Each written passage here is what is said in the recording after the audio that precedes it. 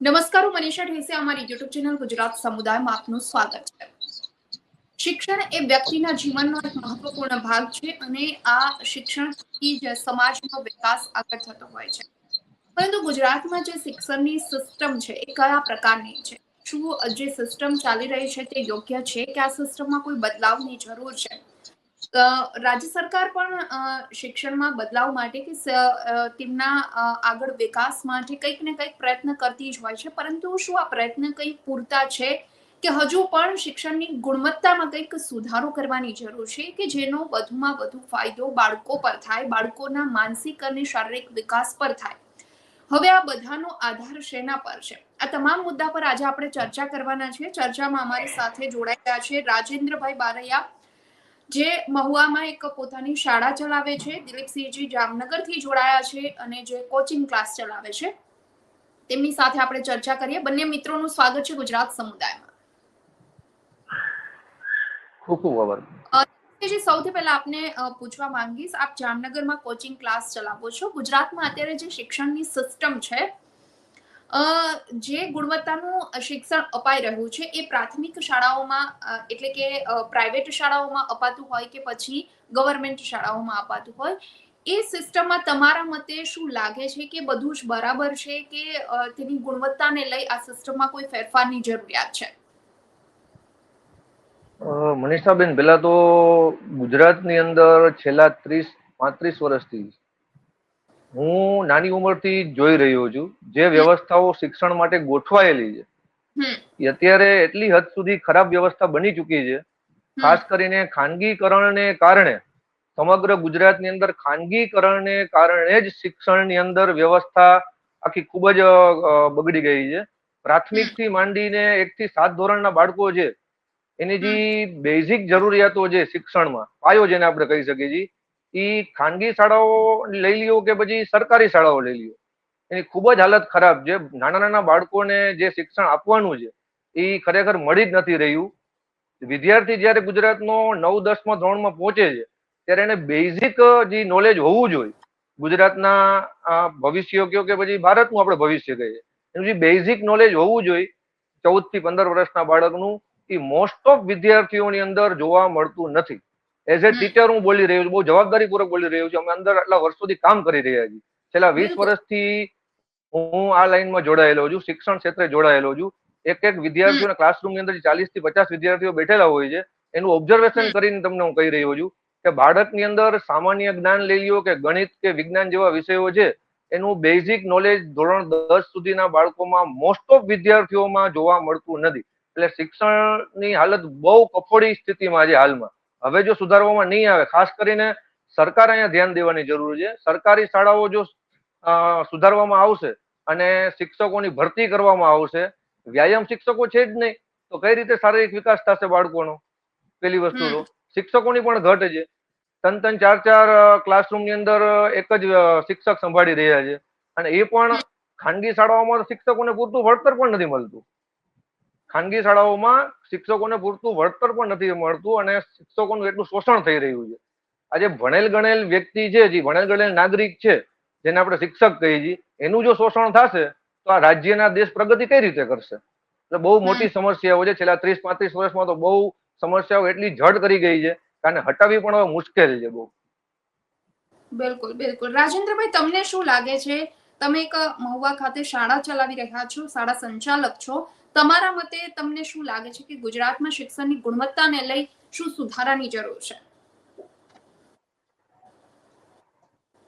રાજેન્દ્રભાઈ, હા બિલકુલ। અવાજ આવતો મેડમ મારો? હા, એટલે અત્યારે આપણે એવું કહીએ કે ભાઈ સરકારી શાળાઓમાં શિક્ષકોની ભરતી નથી, સરકારી શાળાઓમાં શિક્ષકો નથી। માની લો કે સરકારી શાળાઓમાં જે શિક્ષકો છે એને પણ શું અત્યારે સુધારો કર્યો છે, બરાબર?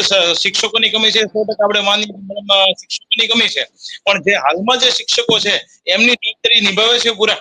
એટલે કે સિસ્ટમમાં નીચેથી લઈને ઉપર સુધીનો જે સડો છે મેડમ, એના હિસાબે બાળકોનું શિક્ષણ છે ખરાબ થઈ રહ્યું છે। એના માટે શિક્ષણની સિસ્ટમમાં જ આપણે કઈક ને કઈક સુધારો કરવો પડશે। એકલા શિક્ષકોની ભરતી કરી નાખશું એનાથી પણ કઈ વળવાનું નથી।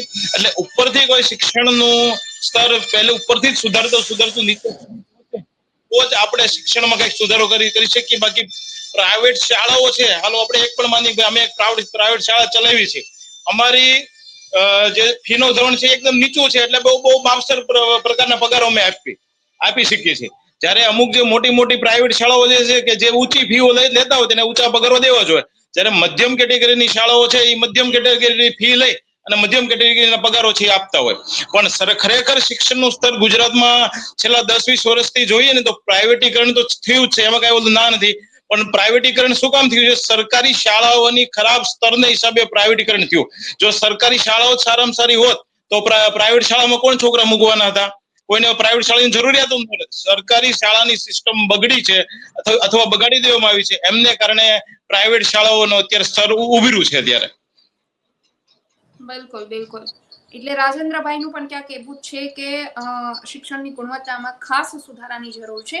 અલ્પેશભાઈ આપણી સાથે જોડાયા છે. અલ્પેશભાઈ ચારલ જે દાહોદ થી જોડાયા છે અને એક શિક્ષક છે. અલ્પેશભાઈ, સ્વાગત છે આપનું ગુજરાત સમુદાયમાં.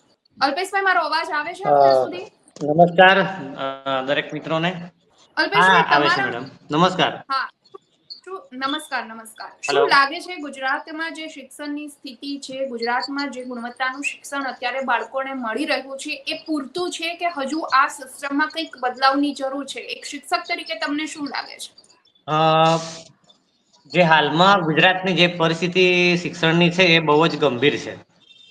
હવે કોરોના કાળ પછી જે માંડ શિક્ષણ બેઠું થયેલું છે, પણ એ જોવા જઈએ ને તો જે કોરોના કાળની અંદર જે સરકારની જે નીતિઓ હતી શિક્ષણની, એ નીતિઓનો મતલબ કે ખુલ્લી પડી ગઈ છે. ખરેખર શું રિઝલ્ટ છે ગુજરાતનું કે દાહોદનું, એ આપણે જોઈ શકીએ છીએ. અત્યારે દાહોદની જ વાત કરું તો 105 શાળાઓ એવી છે દાહોદની અંદર કે ત્યાં માત્ર ને માત્ર એક જ શિક્ષક છે. હવે જો એક શિક્ષક હોય તો એ શિક્ષક ક્યાં ક્યાં ભણાવશે, કયા સબ્જેક્ટ ભણાવશે, કઈ ઓફિશિયલી વર્ક કરશે કે શું કરશે? એટલે શિક્ષકોની ઘટ ખરેખર પૂરી કરવી જોઈએ. બીજું કે અત્યારે જે જ્ઞાન સહાયકો મૂકવામાં આવી રહ્યા છે, તો જે પેલું જેમ કે ગુજરાત એટલે કે પ્રયોગની શાળા સરકારની, તો જ્ઞાન સહાયક છે તો માંડ 11 માસ એમને ટીચિંગ માટે આપણે બોલાવીએ અને પાછા એમને છૂટા કરી દઈએ, તો જે ગુરુજનો છે, શિક્ષકો છે, જે ભારતનું ભાવિ ઘડી રહ્યા છે, તો એમનું પોતાનું જ ભાવિ મતલબ કે નક્કી નથી, તો બાળકોનું ભાવિ શું નક્કી કરે? ખરેખર શાળાની અંદર 30 બાળકો એક શિક્ષક હોવા જોઈએ મારી દ્રષ્ટિએ, તો પૂરતું બાળકોને ધ્યાન આપી શકે. બિલકુલ. અલ્પેશભાઈ નું કહેવું છે ક્યાંક ને ક્યાંક શિક્ષકોની ઘટ છે એ તો પેલા પૂરી કરવી પડશે, અને જ્ઞાન સહાયકો કરતા ક્યાંક અલ્પેશભાઈ આપનું એવું જ કહેવું છે ને કે કાયમી ધોરણે શિક્ષકોની ભરતી કરવી જોઈએ? હા, બિલકુલ. દિલીપસિંહજી, તમે જણાવ્યું કે આટલા વર્ષોનો તમને અનુભવ છે, આટલા વર્ષોથી તમે શિક્ષણ ક્ષેત્ર સાથે જોડાયેલા છો. સિસ્ટમમાં બદલાવની જરૂર છે, ત્રણેય લોકોનું ક્યાંક ને ક્યાંક એવું જ કહેવું છે, પરંતુ શું બદલાવ ની જરૂર છે તમારા મતે? કે કયા પ્રકારનો બદલાવ કરવાથી બાળકો માટે, શિક્ષકો માટે અને ગુજરાત માટે કે આપણા સમાજ માટે સારું રહેશે? જી મનીષાબેન, મારી દ્રષ્ટિએ તો બદલાવ બહુ મોટો કરવાનો છે. સૌ પ્રથમ તો તમામ સરકારી શાળાઓ છે એમાં ખૂબ જ મોટા પાયે ઇન્ફ્રાસ્ટ્રક્ચર, શિક્ષકોની ભરતી, શિક્ષકોને પૂરતું વળતર, શિક્ષકોને જ્યાં સુધી પૂરતું વળતર નહીં મળે, શિક્ષકોને પણ પરિવાર હોય છે જેને આપણે ગુરુનું સ્થાન આપ્યું છે. શિક્ષકોને સરકારી શાળાઓમાં કે પ્રાઇવેટ શાળાઓમાં પૂરતું વળતર મળી રહે એ ખૂબ જ જરૂરી છે, કારણ કે એને પણ એક પરિવાર છે. આ મોંઘવારીના સમયની અંદર એને પણ પોતાનું ઘર ગુજરાન ચલાવવાનું હોય છે. બીજું, શિક્ષકોને યોગ્ય તાલીમ આપવાની ખાસ જરૂર છે. અને તમારા માધ્યમથી હું શિક્ષકો કે જે શિક્ષકો એ શિક્ષકોને હું હાથ જોડીને જે તમારી જે ફરજ છે રાજ્ય પ્રત્યેના, દેશ પ્રત્યેની, એ તમારામાં જેટલી સ્કિલ રહેલી છે એનું 100% તમે આપો. કાંઈ પણ સમસ્યા હોય, તકલીફ હોય પ્રાઇવેટ શાળાઓની અંદર કે સરકાર સાથે, એની સામે લડો, પણ તમે તમારું ક્લાસરૂમની અંદર તમારું કામ ઈમાનદારીથી કરો, તો આપણા રાજ્યના બાળકોને તમારો લાભ મળશે અને આપણા રાજ્યનું શિક્ષણ સુધારી શકશે. દરેક સરકારી શાળાઓમાં સૌ પ્રથમ તો શિક્ષકો છે એ સ્કિલ વાળા જ છે બધા, માત્ર એની પાસે કામ લેવાનું છે. યોગ્ય તાલીમ, યોગ્ય અંકુશ મૂકીને એની પાસે કામ લેવાનું છે. ક્યારે શક્ય બનશે? જ્યારે સરકારની દેખરેખ હેઠળ ચાલતી તમામ સરકારી શાળાઓ છે એમાં તમામ પ્રકારની સુવિધાઓ આપવામાં આવશે, શિક્ષકોને અને બાળકોને, અને પહેલા ધોરણથી માંડીને 1 થી 5 ધોરણનું શિક્ષણ છે એમાં ખાસ જડ મૂળથી ફેરફાર કરવાની જરૂર છે. કારણ કે બાળક જયારે 14-15 વર્ષનું થઈ જાય છે ત્યારે એને 10મા ને 11મા ધોરણમાં જે બેઝિક વસ્તુ છે એનો પણ ખ્યાલ નથી હોતો. તેનું મૂળ ક્યાં રહેલું છે? પ્રાથમિક શાળાઓની અંદર, પ્રાથમિકમાં ભણાવતા શિક્ષકો પાસે. ત્યાંથી જ સુધારો થશે તો જ આવનારા સમયની અંદર જે યુવાનો છે ગુજરાતની અંદર ખૂબ જ સારા વૈજ્ઞાનિકો કે ડોક્ટરો કે એન્જિનિયરો આપણે બનાવી શકશે. બાકી ગોખણિયું જ્ઞાન કરશે અને આવા જ વિદ્યાર્થીઓ આપણે જો સર્જન કરશે તો દેશને રાજ્યને કોઈ ફાયદો નથી થવાનો. કારણ કે ક્લાસરૂમની અંદર બેઠેલા તમામ વિદ્યાર્થીઓ છે એમાંથી બહુ ઓછા વિદ્યાર્થીઓ હોય છે કે જેનું વૈજ્ઞાનિક બનવાનું સપનું હોય છે. કારણ કે લેબોરેટરીનું મોઢું જોયું નથી હોતું. કઈ શાળા છે લેબોરેટરીની અંદર વિદ્યાર્થીઓને લઈ જાય છે? સરકારી શાળામાં તો 0 જ છે. લેબોરેટરી શું છે એ વિદ્યાર્થીઓને ખબર જ નથી. અને આપણે આપણી ઈસરો નામની સંસ્થા છે એને કઈ રીતે આપણે આગળ વધારી શકીએ? આપણા ગુજરાતના વૈજ્ઞાનિકોનું સ્થાન અહીંયા ક્યારે બહુ મહત્વનું બનશે? જ્યાં સુધી આપણે પ્રયોગશાળાઓની અંદર બાળકોને લઈ જશે નહીં. વિજ્ઞાન ક્લાસરૂમ, વિજ્ઞાન જેવો વિષય તમે ક્લાસરૂમમાં ભણાવશો, જીવ વિજ્ઞાન જેવો વિષય તમે ક્લાસરૂમમાં ભણાવશો તો કઈ રીતે તમે વિદ્યાર્થીઓને વિજ્ઞાનના ક્ષેત્રે આગળ વધારી શકશો? અને ખાસ કરીને બેઝિક સબ્જેક્ટ છે જે ગણિત અને વિજ્ઞાન, એમાં જડ મૂળથી LKG થી માંડીને 7 ધોરણ સુધીમાં સુધારો કરવાની ખૂબ જરૂર છે. એમાં શિક્ષકોને ટ્રેનિંગ આપવાની જરૂર છે, શિક્ષકોને પાસેથી કામ લેવાની જરૂર છે. અને ખાસ મારી માંગ એ છે સરકારશ્રી પાસેથી કે ખાનગી શાળાઓ અને સરકારી શાળાઓમાં દરેક શિક્ષકોને પૂરતું વળતર આપવામાં આવે અને પછી તેની પાસેથી યોગ્ય કામ લેવામાં આવે તો આ સુધારો થઈ શકે એમ છે. 1 થી 7 ધોરણમાં જ સુધારો કરવાની જરૂર છે. તો ત્યાંથી તમારું આવનારી એક પેઢીની અંદર તમારું શિક્ષણમાં સુધારો તમને જોવા મળશે. આભાર. બિલકુલ. મનીષાબેન. દિલીપસિંહજીએ જે સરકારી શાળાઓ છે એની સ્થિતિમાં શું બદલાવ લાવવો જોઈએ, શિક્ષકોના પગારને લઈ બધી વાત કરી. રાજેન્દ્રભાઈ, તમે એક પ્રાઇવેટ શાળા ચલાવો છો, તો પ્રાઇવેટ શાળામાં શિક્ષણની ગુણવત્તાને લઈ શું ફેરફારની જરૂરિયાત છે? કેવી કેવી સિસ્ટમ અપ્લાય કરવાની જરૂરિયાત છે?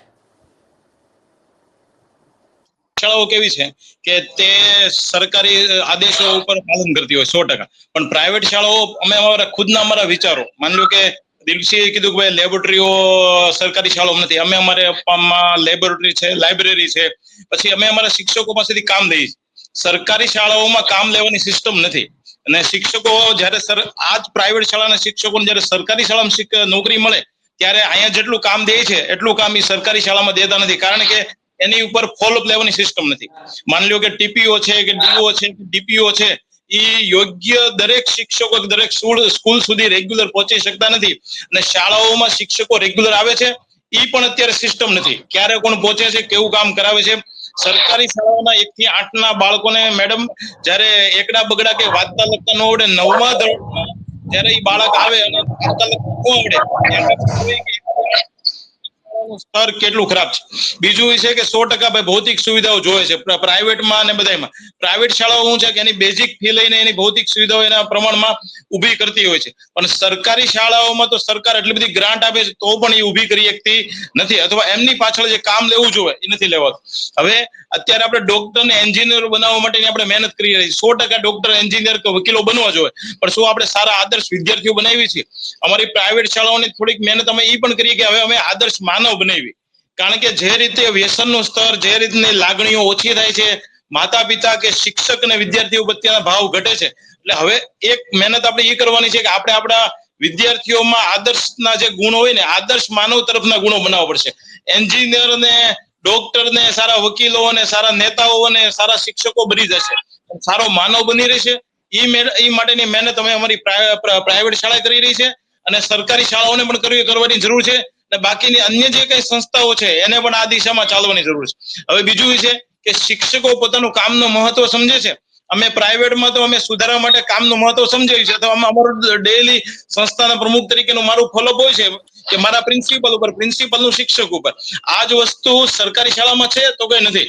સરકારી શાળાઓમાં આચાર્ય પોતાની જવાબદારી નિભાવે છે તો કે નથી નિભાવતા, શિક્ષકો નિભાવે છે નથી, એકબીજાનું ફોલોઅપ જ નથી. પગારો સારામાં સારા મળે છે. દિવસે એમ કીધું પ્રાઇવેટ શાળાઓમાં પગારો ઓછા છે 100%, ક્યાંક ના ક્યાંક બધાની મર્યાદા હોય છે. સરકારી શાળાઓમાં તો પગારો 40,000 થી લઈને લાખ 1.25 લાખ સુધીના પગાર હોય છે. એ ઘણા બધા કાફી છે. એના માટેની એના જીવન જીવવા માટે આ પગારો સારામાં સારા, એનું કામ એટલું વળતર આપે છે. પ્રાઇવેટ શાળાઓ વળતર લે છે, કામ લે છે, રિઝલ્ટો આપે છે. શું કામ? કે એક ધારી મહેનત અને એનો ફોલોઅપ લે છે એટલે અમે અમારું રિઝલ્ટ આપી શકીએ છીએ. અમે અમારી સંસ્થાઓનું 85 થી 100% રિઝલ્ટ છેલ્લા 5 વર્ષથી આપી છે, કારણ કે અમારું ફોલોઅપ છે. લેસન કઈ રીતે લેવડાવવું, કઈ રીતે એને પાસેથી કામ લેવું, કઈ રીતે રેગ્યુલર એની હાજરી. સરકારી શાળાઓમાં વિદ્યાર્થીઓ આવે છે, 100% હાજરી આપે છે, ઓન પેપર હાજરી થાય છે મેડમ. ઓન પેપર ફક્ત હાજરી પૂરવામાં આવે છે સરકારી શાળાઓમાં. હાલમાં પણ અત્યારે તો ઠીક છે વેકેશન છે, જયારે શરૂ શાળા હોય ત્યારે જોઈ આવવાનું. હાજરી ત્યાં 90% લખાણી હશે, બાકી છોકરા 50% નહીં હોય. તો શિક્ષકો હાજરીઓ પૂરે છે, ખોટી પૂરે છે, એમાં શિક્ષણનું સ્તર આપણું બગડે છે. એટલે ઘણા બધા સુધારો છે ને ગ્રાઉન્ડ લેવલ થી મેડમ ઉપરથી ફોલોઅપ શરૂ થાય છે તો નીચે સુધી ફોલોઅપ લેશે ને તો સરકારી કે પ્રાઇવેટ શાળાઓનું શિક્ષણ સુધરશે, બાકી ની હાલત બહુ ખરાબ છે. શું કહેવું છે અલ્પેશભાઈ? રાજેન્દ્ર તેને લઈ આપનું શું કહેવું? રેશિયો પણ શું કારણ હોય છે? જી બિલકુલ, રાજેન્દ્રભાઈ ખૂબ સરસ વાત કરી છે કે જે ગાંધીજી પણ કહેતા હતા કે જે બાળકની અંદર મન, વચન અને કર્મથી જેની અંદર આત્મામાં જે ગુણો રહેલા હોય એને બહાર લાવીને સંસ્કારવા જોઈએ, એટલે કે કેળવણી વાળું શિક્ષણ. માત્ર પુસ્તકીય જ્ઞાન નહીં એમ, પણ એ આપણે ક્યારે આપી શકીએ કે જ્યારે આપણે જે શિક્ષકો છે કેળવણી વાળું જે જ્ઞાન છે એને પીરસવાનું ચાલુ કરો. હવે હાલમાં આપણે ટેટ ટાટની એક્ઝામ શિક્ષકો આપે છે, મતલબ કે જે ટીચર બનવા માંગતા હોય છે, ટીચર એલિજિબિલિટી ટેસ્ટ. હવે એની અંદર કેવું હોય કે ઓપ્શન હોય કે કોઈ પ્રશ્ન હોય એના 4 ઓપ્શન હોય એને જવાબ દેવાનો હોય છે, પણ સાથે સાથે શિક્ષકોનો એ ટેસ્ટ તો ખરો જ, પણ એનું ડેમોન્સ્ટ્રેશન પણ લેવું જોઈએ. ધારો કે કોઈક આપણે એમને કોઈ પોઈન્ટ આપીએ, કોઈ મુદ્દો આપીએ તો એ કેવી રીતે એને ફોલોઅપ કરી શકે, બાળકોને કેવી રીતે ડેવલપ કરાવી શકે. જેમ કે આપણે સાહેબ આગળ વાત કરીએ એમ કે કોઈ લેબોરેટરી હોય તો ગણિત વિજ્ઞાનના કંઈક નિયમો સમજાવવાના હોય તો એ લેબોરેટરીમાં લઈ જવા પડે અને એ પ્રમાણે એને પ્રેક્ટિકલ કરાવવું પડે તો ખબર પડે. પછી આપણે ખાલી બોર્ડ કાળા પાટિયા પર જ ભણાવી દઈએ કે તો એનાથી બાળકનો મતલબ વિકાસ ના થાય. કોઈ છોડ વિશે ભણાવવું છે તો આપણે કોઈ ખેતરમાં લઈ જઈએ, કોઈ નદી નાળા વિશે ભણાવવું છે તો એમને નદી નાળા સુધી લઈ જવા જોઈએ. એટલે એ કેવું કે કેળવણી વાળું જ્ઞાન કહેવાય. અને ગાંધીજી આના પર ફોકસ કરતા હતા, એના માટે તો ચરખો ચલાવતા હતા અને બીજી બધી પ્રવૃત્તિ કરાવતા હતા. લગભગ આપણે સૌરાષ્ટ્રની વાત કરીએ તો સણોસરા છે, લોક ભારતી છે, સંસ્થાઓ હતી. એ સંસ્થાઓની અંદર આ પ્રકારનું મતલબ જ્ઞાન આપવામાં આવતું હતું અને લગભગ અમે 1-2 વાર મુલાકાત પણ લીધેલી છે. મેં પણ પોતે ટ્રેનિંગ લીધી ને એ ત્યાં પણ ગાંધીવાદી સંસ્થા જ હતી, અમને આ પ્રમાણેનું શિક્ષણ આપવામાં આવેલું છે. પણ જ્યારે શિક્ષકો પાસ થઈ અને જોબ પર લાગે છે ત્યારે આ બધું વસ્તુ અમુક વાર ભૂલી જાય છે અને ડાયરેક્ટ સીધું જ્ઞાન આપવા માંડી જાય છે. એમાં બાળકોને આપણે પૂરતો વિકાસ નથી કરી શકતા. એટલે જે સાહેબે વાત કરી એમ કે ગુરુ શિષ્ય વચ્ચેનો, વાલી વચ્ચેનો જે સંબંધ આપણે એક સૂત્રતા જાળવી રાખ્યું હોય, ત્રિકોણીય વિકાસ છે કે કેળવણી છે ત્રિધ્રુવીય, તો એનો આપણે સાકાર કરવું હોય તો પછી આપણે કેળવણી વાળું શિક્ષણ આપવું જોઈએ. અને જ્યારે શિક્ષકોની ભરતી થાય છે તો ખાલી જે આપણે ટેટ ટાટ એક્ઝામ જ પાસ કરીને એમને નોકરી આપવામાં આવે છે તો સાથે સાથે એમનો ડેમો પણ લેવો જોઈએ. એમને કોઈ પોઈન્ટ આપવો, જેમ કે કોઈ મેનમાં અંગ્રેજી છે કે વિજ્ઞાન છે કે ગુજરાતી છે તો એનો ડેમો લેવો જોઈએ કે ખરેખર એ બાળકને કેવી રીતે શીખવાડશે અને કેવી રીતે ડેવલપ કરશે. બિલકુલ, એટલે અલ્પેશભાઈ ક્યાંક તમારું એવું કહેવું છે કે પ્રેક્ટિકલ નોલેજ પર વધારે ધ્યાન આપવું જોઈએ ને બધી વસ્તુ પ્રેક્ટિકલી બાળકોને સમજાવવામાં આવે તો ક્યાંક બાળકોમાં કેળવણી એ પ્રકારની આવશે. દિલીપસિંહજી, તમે રાજેન્દ્રભાઈની વાત પર કંઈક કહેવા માંગતા હતા, એમને લઈ આપની કોઈ પ્રતિક્રિયા હતી? હા, રાજેન્દ્રભાઈ બહુ સરસ વાત કરી, પણ ખાનગી શાળાઓ મેં જેટલી જોયેલી છે ને મારો જે અનુભવ છે તો ઘણા બધા ખાનગી શાળાઓમાં ભણાવતા શિક્ષકો પણ એવા છે કે જેના ઉપર પ્રશ્નાચિહ્ન મારવું છે. ખાનગી શાળાઓમાં ભણાવતા ઘણા બધા શિક્ષકો જોયેલા છે મેં કે જે માત્ર ને માત્ર એને પોતાનો સમય કાઢવા માટે જ ત્યાં આવે છે અને ત્યાંના સંચાલકો પણ એને બહુ જાજુ કઈ કહેતા નથી, અંકુશ નથી રાખતા, કારણ કે સેલેરી બહુ ઓછી આપતા હોય છે. માત્ર કલાકના 100 રૂપિયા, કલાકના 80 રૂપિયા જેવા સમય આટલું વળતરથી શિક્ષકો કામ કરતા હોય છે. માત્ર શિક્ષકોને પણ કોઈ ઇન્ટરેસ્ટ નથી હોતો, માત્ર ક્લાસરૂમ ને બાળકોને હાચવવા માટે જ કામ કરતા હોય ને એવું બહુ જોવા મળી રહ્યું છે ખાનગી શાળાઓમાં પણ. માતા પિતા અને વાલીઓને તો બિચારાને એમ હોય છે કે આપણો બાળક છે એ ખાનગી શાળામાં ગયું છે, ડોક્ટર બનશે, એન્જિનિયર બનશે, આપણે થોડાક દિવસો મજૂરી કરી લઈ પછી આપણું બાળક છે ખૂબ આગળ વધી જશે એટલે આપણી ગરીબી ને આપણું બધું સુધારો થઈ જાય. પણ ખરેખર ખાનગી શાળાઓ જે એવી છે, અમુક ખાનગી શાળાઓ ખૂબ સારી પણ છે, પણ ઘણી બધી ખાનગી શાળાઓ એવી છે જેના ઉપર કોઈ અંકુશ નથી. માત્ર ને માત્ર શિક્ષણને વેપાર બનાવીને આ ધંધો ચાલી રહ્યો છે. તો મારી અગત્યની વાત એ છે કે ગુજરાતની અંદર જ્યાં સુધી સરકારી શિક્ષણમાં અને સરકારી શાળાઓમાં મોટા પાયે સુધારો નહીં કરે અને શિક્ષકોને જ્યાં સુધી શિક્ષણ સિવાય બીજું વધારાનું કામ સોંપવામાં આવશે ત્યાં સુધી શિક્ષણમાં કોઈ સુધારો થશે નહીં, એવું હું ચોક્કસપણે માનું છું. શિક્ષકો માત્ર ભણાવવાનું જ કામ હોવું જોઈએ ક્લાસરૂમની અંદર, એને અન્ય કોઈ કામ આપવા ના જોઈએ. ખાનગી શાળાઓ પણ અન્ય કામો કરાવતા હોય છે, જે મેં પણ ખુદે જોયેલું છે અને સરકાર પણ કરાવે છે, આપણે ખ્યાલ જ છે બધાને. તો શિક્ષકનું કામ માત્ર ભણાવવાનું છે અને આદર્શ નાગરિકો બનાવવાનું છે અને એને પૂરતું વળતર આપવામાં આવે ને જળમૂળથી સરકારી શાળાઓ સુધારવામાં આવશે. તમામ પ્રકારની ફેસિલિટીઝ પ્લસ શિક્ષકોને તાલીમ, શિક્ષકોને યોગ્ય વળતર, 30 થી 35 વિદ્યાર્થી એક શિક્ષક, એ બધી વ્યવસ્થાઓ ગોઠવાશે પછી આપણે આશા રાખી શકીએ કે શિક્ષણમાં સુધારો ગુજરાતમાં 100% થશે. ત્યાં સુધી તો કોઈ એવું દેખાતું નથી કે શિક્ષણમાં કોઈ સુધારો થાય. દિલીપસિંહજી, એક વાત એ પણ છે કે ક્યાંક ને ક્યાંક ગવર્મેન્ટ શાળા હોય કે પછી પ્રાઇવેટ શાળાઓ હોય, અત્યારે એક ધોરણ 11-12 સાયન્સ કોમર્સ માટે એવો ટ્રેન્ડ બની ગયો છે કે કોઈ શાળામાં માત્ર બાળકો એડમિશન લે છે અને પછી આખા 2 વર્ષ એ બાળકો કોચિંગ ક્લાસમાં કાઢે છે. શાળાએ વીકમાં એક વખત કે 15 દિવસમાં એક વખત જવાનું કે પછી શાળાની જે પરીક્ષા હોય છે એ આપવા માટે જ ખાલી જાય છે અને એનું તમામ ભણતર છે એ કોચિંગ ક્લાસમાં થાય છે. અને આ કોચિંગ ક્લાસની ફી છે એ વાલીઓ 4 થી 5 લાખ રૂપિયા 2 વર્ષની ભરે છે. આનું શું કારણ? આ એક ટ્રેન્ડ બની ગયો છે કે પછી ખરેખર શાળામાં આ જે 11-12 સાયન્સનું જે શિક્ષણ મળવું જોઈએ એ નથી આપવામાં આવતું, એ પછી પ્રાઇવેટ શાળા હોય કે સરકારી શાળા હોય? હા મનીષાબેન, હું પણ એક કોચિંગ ક્લાસ ચલાવું છું, પણ મારો અનુભવ એવો છે કે કોચિંગ ક્લાસની જરૂર શા માટે? આટલી બધી ખાનગી શાળાઓ છે, આટલી બધી ખાનગી શાળાઓ ગુજરાતની અંદર છે, જે ઊંચી ફી લેનારી પણ ખાનગી શાળાઓ છે અને મધ્યમ ફી લેનારી પણ ખાનગી શાળાઓ ગુજરાતમાં છે. તો ખાનગી શાળાઓમાં જો કોઈ બાળક ભણતું હોય અને એના માતા પિતાએ ત્યાં એને એડમિશન આપ્યું હોય તો એને કોચિંગની જરૂર શા માટે? તમે વિચારો કે 40,000 50,000 વર્ષની ફી પે કરતા હોય તો તમામ ફેસિલિટી, તમામ એજ્યુકેશનની જવાબદારી ખાનગી શાળાઓએ લેવી જોઈએ. 40,000 રૂપિયા બહુ વધારે પડતી ફી કહેવાય. છતાં પણ ખાનગી શાળાઓના વિદ્યાર્થીઓ પણ કોચિંગમાં જાય છે, મોટા પાયે જાય છે, બહુ મોટી સંખ્યામાં જાય છે. તો બહુ મોટો પ્રશ્ન છે કે આવું શા માટે ચાલી રહ્યું છે? સરકાર જ્યાં સુધી શિક્ષણની અંદર રસ નહીં લે, સરકારી શાળાઓ સુધારશે નહીં અને ખાસ કરીને સરકારી શાળાઓની અંદર જે 1 થી 5, 6 ધોરણનો જે કોર્સ છે એમાં પણ જળમૂળથી ફેરફાર કરવાની જરૂર છે. અને અલ્પેશભાઈએ કીધું એમ કેળવણી દેવાની જરૂર છે, પ્રેક્ટિકલ જ્ઞાન વધારે દેવાની જરૂર છે. ક્લાસરૂમની બહાર કાઢી પણ આપણે વિદ્યાર્થીઓને નોલેજ આપી શકીએ, ભણાવી શકીએ. જેમ કે અલ્પેશભાઈએ કીધું કે કોઈ આપણે કૃષિના પાઠો ભણાવતા હોય તો આપણે ખેતરમાં લઈ જવા જોઈએ બાળકોને.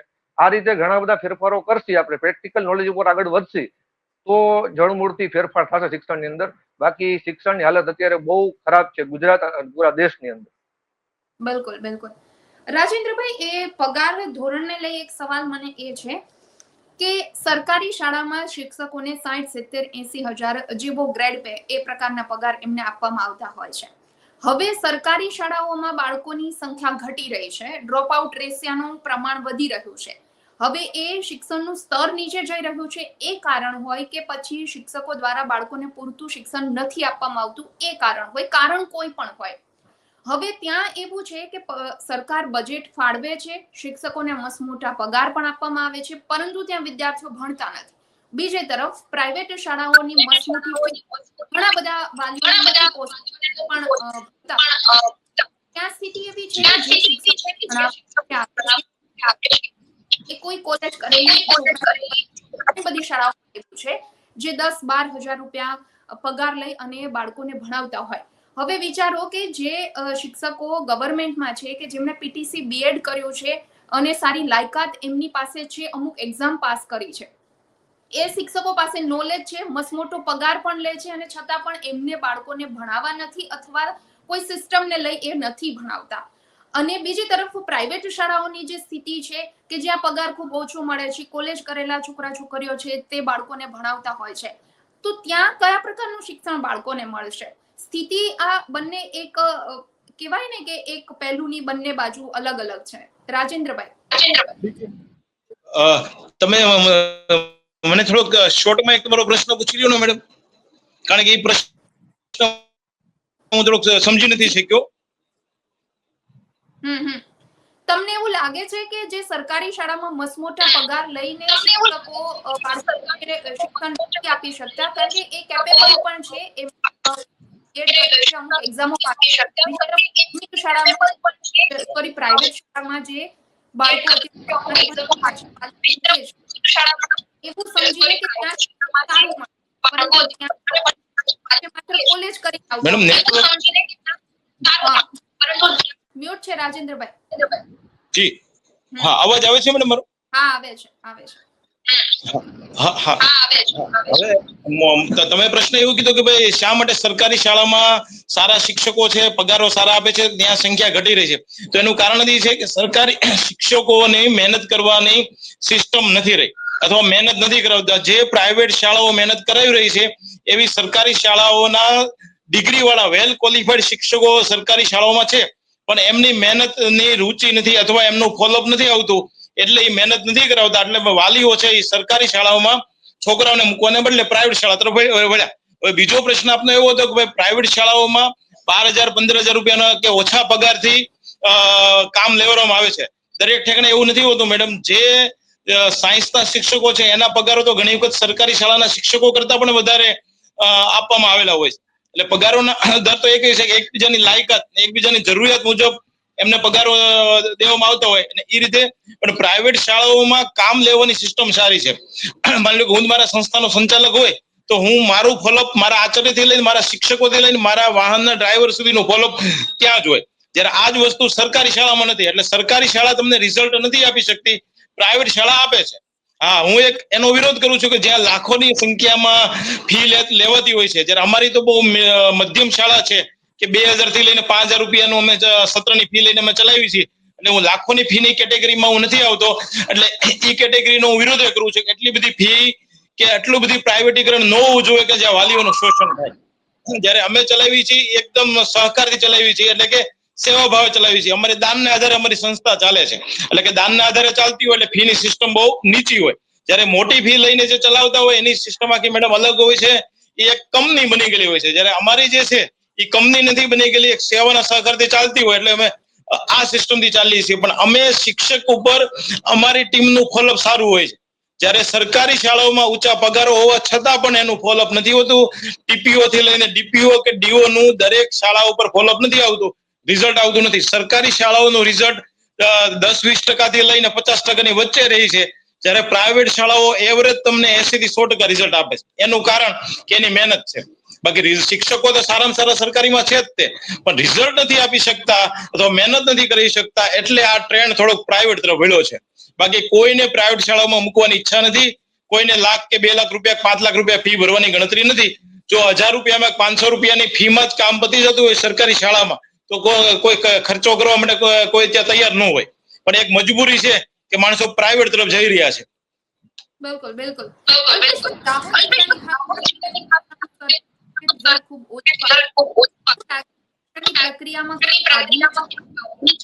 મેડમ એક નેટવર્ક નો જોઈએ, ક્યાં ઘટ લાગે છે તમને, ખાસ કરી દાહોદ જેવા જે અંતરિયાળ જિલ્લાઓ છે તેમાં?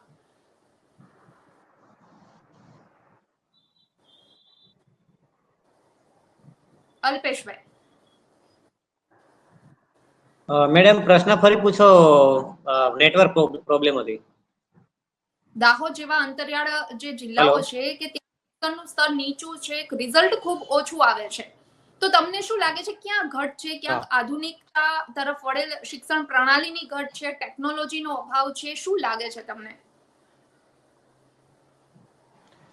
જી મેડમ, દાહોદ જિલ્લાની અંદર અંતરિયાળ વિસ્તારની અંદર શાળાઓ આવેલી હોય છે. પેલું કે શાળાની અંદર કોઈ સુવિધાઓ તો હોતી જ નથી. સરકારી શાળાઓ તમે જેવો તો ખંડેર જેવી લાગે. અત્યારે મહારાજ તાલુકાની વાત, સંજય તાલુકાની વાત કરું તો અહીંયા વાણિયાઘાટી છે, ગલાના પડ છે, ટીસાના મુવાડા છે, બે વર્ષથી નું જે બાંધકામ છે એને જમીન દોસ્ત કરવા વાળું પણ હજી બનાવ્યું નથી એમનું મકાન. અને ભાડાના મકાનોમાં ચાલતી હોય છે ઘણીવાર શાળાઓ કોકના ઓટલા પર બેસીને ભણવાનો વારો આવેલો હોય છે, તો બાળકો મજૂરીમાં ભણવા તો જાય છે, પણ જ્યાં મતલબ કે બેસવાના ઠેકાણા ના હોય તો પછી ભણવાની તો વાત જ શી કરવી એમ. એટલે ઓરડા બી વ્યવસ્થિત હોવા જોઈએ. અત્યારે જે સરકારી શાળાના શિક્ષકો હોય છે તો એમના બંગલાઓ દેખીએ તો આલિશાન બંગલાઓ હોય છે, અને જયારે બાળકો જે શિક્ષકો જે શાળામાં ભણાવે છે ત્યાં તો પોપડા પડતા હોય છે દિવાલો પરથી. તો એમનું બાંધકામ બી સારું હોવું જોઈએ. સાથે સાથે ઘણીવાર એવું હોય છે કે આવા જવા માટે રસ્તાનો અભાવ છે. અત્યારે દાહોદની અંદર નેશનલ કોરિડોર જે ભારતમાલા પ્રોજેક્ટમાં જે અમારા આદિવાસીની જમીનો ગઈ તો એની અંદર રોડ રસ્તા બધા કેવા થઈ ગયા છે કે તોડી નાખવામાં આવેલા છે. અત્યારે બી એની સુવિધા એ લોકો ફરી નવા રોડ બનાવ્યા નથી, તો બાળકો એ કાદવ કીચડમાં કે નદી નાળા હોય એમાંથી પ્રસાર થઈને ઘણીવાર જવું પડતું હોય છે. તો ત્યાં એ પરિસ્થિતિ કેટલી ગંભીર હશે. ભરૂચ જિલ્લાની આગળ આપણે 2-3 દિવસ પહેલા સમાચાર જોયા કે કોઈકને સાપ કરડ્યો, પછી કોઈક મહિલાને ડિલિવરી આવવાની હતી તો જોળીમાં નાખીને લોકો દવાખાને લઈ જતા હતા. તો ત્યાંનું શિક્ષણ કેવું હશે? ત્યાં રોડ રસ્તા નથી, કશું જ નથી, તો બાળકો ભણવા માટે જતા કેવી રીતે હશે? અને દાહોદ જિલ્લામાં તો એમ બી મજૂરી કરતા લોકો વધારે છે. એમને મજૂરી કરવા માટે ઉપલેટા, કલાવાડ, રાજકોટ આવવું પડતું હોય છે. બાળકોને કોઈક દાદા દાદીના સહારે મૂકીને આવતા હોય છે. તો એ સમયમાં આ બાળકોને પૂરતું ગુણવત્તા વાળું શિક્ષણ મળી રહે એ આપણને લાગતું નથી એમ. તો એમના માટે કોઈક વ્યવસ્થિત હોસ્ટેલની વ્યવસ્થા હોય તો એ લોકો એમાં રહીને ભણી શકે. પણ શાળાઓની અંદર જ આટલી બધી મતલબ કે સુવિધાઓનો અભાવ છે, તો પછી આશ્રમ શાળાઓ કે શાળાઓ એમાં તો એવું જ રહેવાનું. એટલે એના માટે પણ સરકારે થોડુંક વિચારવું જોઈએ કે વ્યવસ્થિત શાળાઓ હોય તો બાળકો ત્યાં પોતાના મા બાપ એમને મૂકીને જાય છે તો એ સારું શિક્ષણ મેળવી શકે. અને એક વાત બીજી પણ નોટ કરવા જેવી છે સાથે સાથે કે જે સરકારી શાળાના શિક્ષકો છે તો એમને દર વખતે નાની મોટી ચૂંટણીઓ આવી જાય એટલે એ લોકોને રોકી દેવામાં આવે ચૂંટણી પ્રક્રિયામાં. અને શિક્ષકો જે સરકારી શિક્ષકો મોટા ભાગે ચૂંટણીઓનું જ કામ કરતા હોય છે. અને મારા દાહોદ જિલ્લાની અંદર તો ડંકેકી ચોટ પર કહું કે શિક્ષકો પ્રચારમાં બી ફરતા હોય છે અંદર ખાને. જાહેરમાં ના ફરતા હોય પણ સરકારનું મતલબ કે પ્રચારનું ને પ્રસારનું ને શિક્ષકો જ લઈને મંડેલા હોય છે.